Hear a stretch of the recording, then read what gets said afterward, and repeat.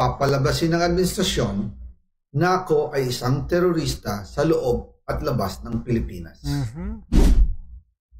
Para mailibing ako kasama ang katotohanan kahit saan man ako pumunta.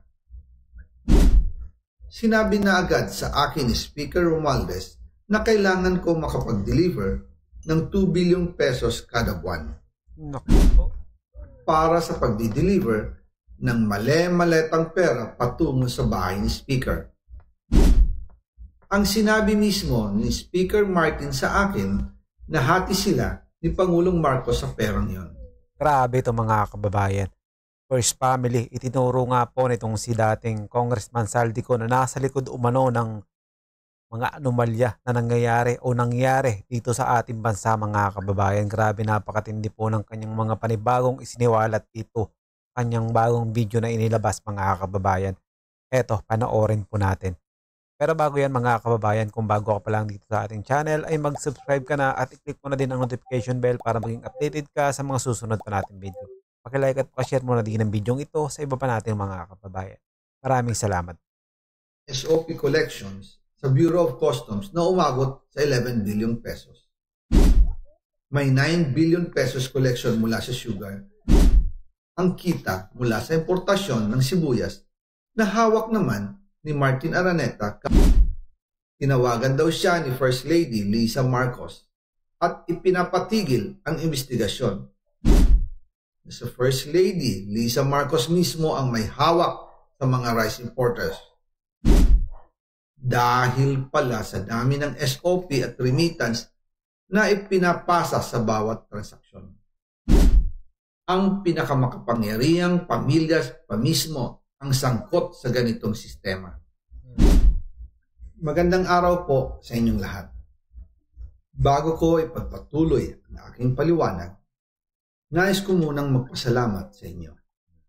Maraming salamat sa inyong bukas na isipan, sa inyong pasensya, at sa pagtanggap ninyo sa mga impormasyong aking ibinabahagi. Alam kong hindi madali ang mga paksang ito. Mabibigat at mahirap tanggapin. Hindi po ako makauwi dahil malaki ang banta sa buhay ko. Ngayon naman, ay meron kaming natanggap na balita. Papalabasin ng administrasyon na ako ay isang terorista sa loob at labas ng Pilipinas. Para mailibing ako kasama ang katotohanan kahit saan man ako pumunta. Pero mahalagang malaman ng taong bayan ang katotohanan. Muli, taos-puso akong nagpapasalamat sa inyong pakikinig. Una po sa lahat, sinasabi ng ICI at ni Henry Alcantara na 21 billion pesos daw ang napunta sa akin. Hindi po totoo yun. Wala akong natanggap na ganyang halaga. Ang totoo, mula 2022 hanggang 2025, ang kabuuang pera na dumaan sa akin para ibigay kay Pangulong Bongbong Marcos at kay dating Speaker Martin Romualdez ay umabot sa 56 billion pesos at hiwalay pa dyan ang 100 billion pesos insertion ng Pangulo sa 2025 budget. Pati na rin ang 97 billion pesos flood control insertion na inilagay sa NEP ng 2026 national budget. Balikan natin kung paano ito nagsimula. Noong 2022, kakaupo ko pa lang bilang chairman ng House Committee on Appropriations, sinabi na agad sa akin ni Speaker Romualdez na kailangan ko makapag-deliver ng 2 billion pesos kada buwan. Grabe. Makalipas ang ilang araw, tumawag sa akin si Yusek Bernardo. Sabi niya, kailangan ng tulong ng Bulacan sa problema nila sa baha. Pinapunta niya sa opisina ko sa Kongreso si DPWH District Engineer Henry Alcantara. Sa naging meeting namin ni Alcantara, siya mismo walang kabusugan sa pera. Okay, yung gagawin nila 2 billion a month? Nag-offer kung paano ang hatian sa mga proyekto ng DPWH. 22% para kay Speaker Romualdez, 2% para kay Yusek Bernardo, at 1% para sa kanya. Doon po nagsimula ang tinatawag nilang deliveries. Ang sistema po ay ganito. Ang mga tao ni Henry Alcantara ay nakikipag-ugnayan sa mga tao ko na sina Paul Estrada at Mark Tiksay. Sila ang tumatanggap na pera mula sa mga tao ni Alcantara. Minsan sa bahay ko sa Valle Verde, minsan naman sa BGC parking. Pagkatapos nilang makuha ang pera, sila Mark at Paul naman ang nag-aayos o nakikipag-coordinate sa tauhan ni Speaker Martin Romualdez na si Jocelyn Sereño para sa pagdi-deliver ng male-maletang pera patungo sa bahay ni Speaker. Una, sa North Forbes Park sa McKinley Drive at nang lumipat siya sa number 14 Nara Street, South Forbes Park. Gusto ko pong linawin, hindi ako nakikialam sa mismong proseso ng paghatid. Dumaan lang po sa akin ang pera na agad dinideliver kay Speaker Romualdez. Ako lang po ang nagko-confirm sa text kay Speaker kapag nadala na ang pera sa bahay niya. Posible naman na wala na pupunta para sa'yo. Eh, syempre, kung magkakabukuhan, damay ka. Papayag ka ba no na walang mapupunta sa'yo? Mukhang isa yun sa mga medyo hindi nakakapani-paniwala. At lahat ng ito, mula sa unang utos noong 2022 hanggang sa huling delivery noong 2025. Umabot sa mahigit 55 billion pesos plus ang naihatid sa bahay ni dating Speaker Martin Romualdez. Madalas hindi nabubuo ang hinihinging 2 billion pesos bawat buwan ni Speaker, kaya iyan ang final total. Ang sinabi mismo ni Speaker Martin sa akin na hati sila ni Pangulong Marcos sa perang yon. Ang listahan ng mga deliveries na ito, kung kailan, magkano, at saan dinala, ilalabas ko po kasabay ng video na ito.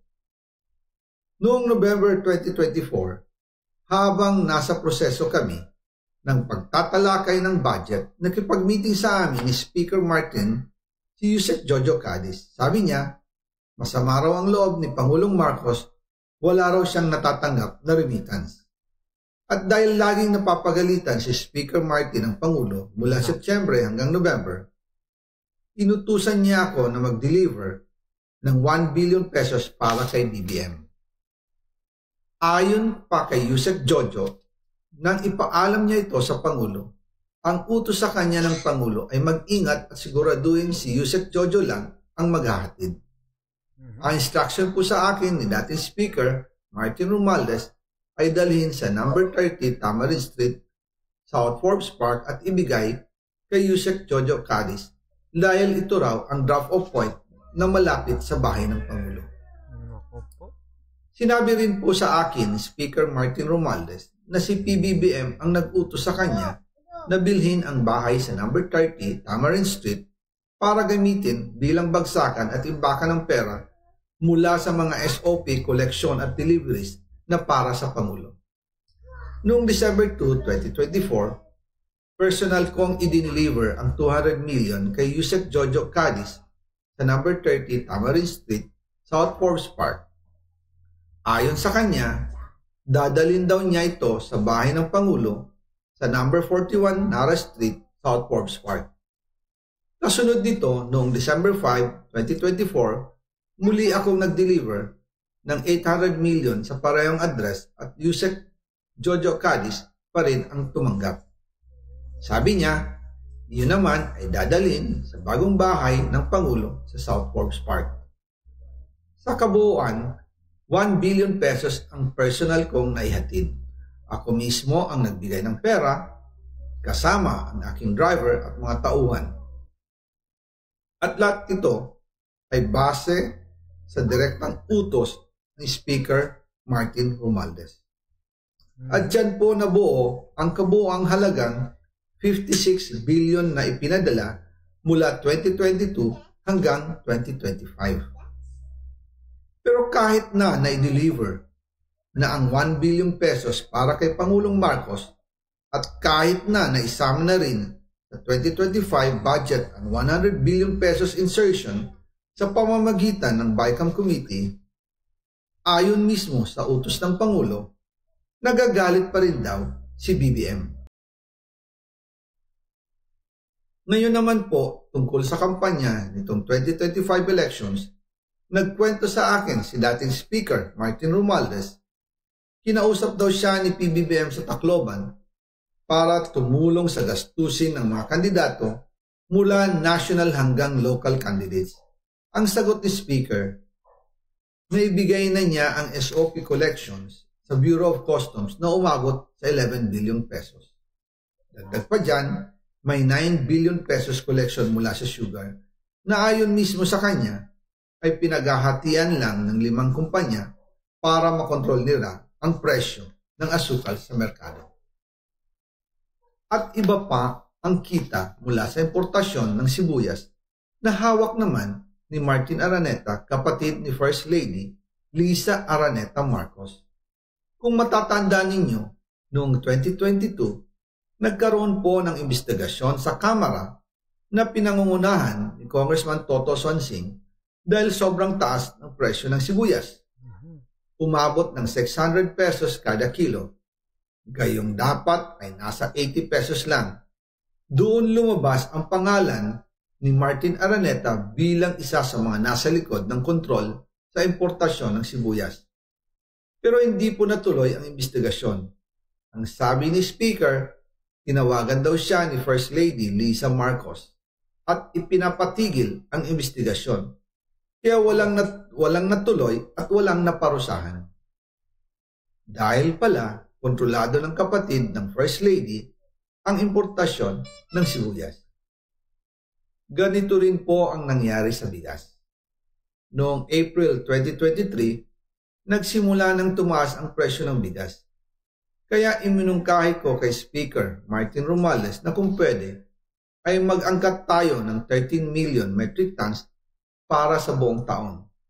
Ang layunin ko po ay mapababa ang presyo ng bigas sa 22 pesos kada kilo. Pero hindi po ito inaprubahan ng Pangulo noong sila ay nasa Clark.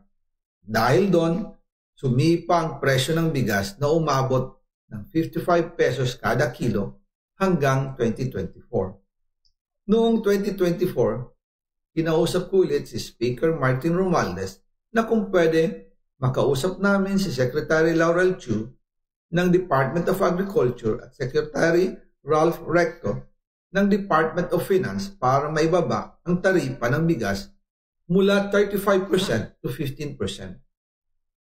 Sinabi ko kay Speaker Martin Romualdez na kung pababayaan natin ang patuloy ng pagtaas ng presyo ng bigas at umabot ito sa 60 pesos kada kilo, siguradong magagalit na ang taong bayan.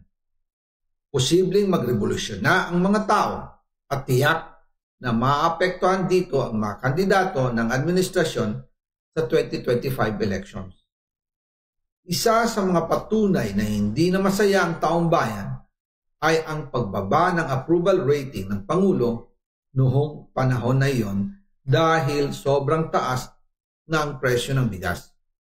Nangyari po ang meeting at halos inaabot kami hanggang 2:00 ng umaga, nakikiusap, nagpapaliwanag. Buti na lang, matapos ang matagal na negosasyon, pumayag din sila. At di nagtagal, inanunsyo na rin sa publiko na ibaba ang nangbuwis sa bigas. Ngunit, matapos ang 4 hanggang 6 na buwan, hindi pa rin bumababa ang presyo ng bigas. Kahit ibinaba na ang taripa nito, kaya iminungkahi ko kay Speaker Romualdez na magpatawag ng investigasyon tungkol sa bigas sa pamamagitan ng Quinta Committee hearings.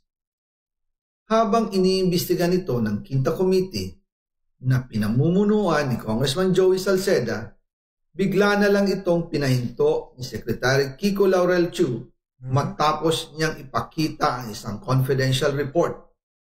Nakasaad dito na si First Lady Lisa Marcos mismo ang may hawak sa mga rice importers.